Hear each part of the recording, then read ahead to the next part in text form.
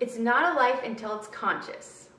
I'm Laura Siemens and you're watching The Abortion Debate. So last week in the video we talked about life and the definition of life and how clearly abortion is ending a human life. And you can watch that video below. This is kind of a part 2 to that video.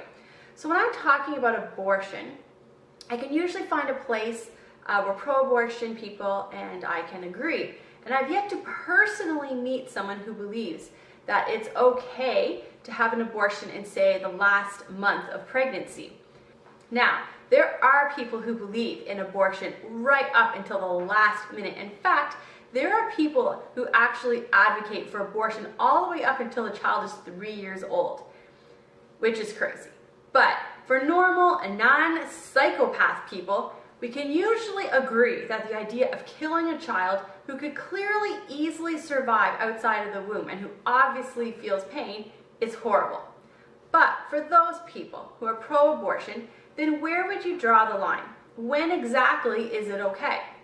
So when I have this conversation with people, the number one answer that I get is it's okay until the fetus is conscious. So let's talk about that today. Is it okay to end the life of a fetus if it is not conscious? In 2016, there's a 20-year-old named Brock Allen Turner, and he became a household name, and he was really famous for 2 things. 1, being a swimmer and possibly ending up in the Olympics, and 2, raping a girl who was unconscious. So what happened is Brock was walking along the road and he found this girl who was laying there who'd been drinking and she was completely unconscious. So he then took her clothes off and assaulted her. The world was completely outraged when, after being found guilty, he only had to spend 2 years in prison. And rightfully so. That woman did not lose her rights when she was unconscious. Human rights belong to human beings, and those rights belong to you whether you are conscious or not.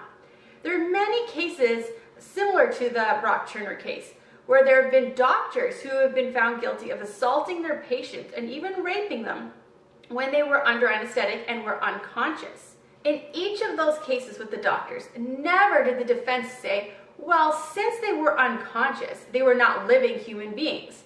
In fact, we were actually more outraged because these victims were unconscious.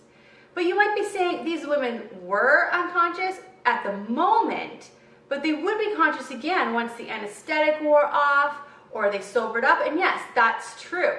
If the women in these cases were left alone, they would soon no longer be unconscious and would be conscious again. The same is true of the fetus.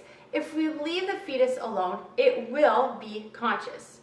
So some people watching this right now are probably freaking out, and I can hear it right now. Are you actually comparing abortion to rape? And no, I'm not comparing abortion to rape. I'm asking the question, is conscious really a good measure of when we have human rights?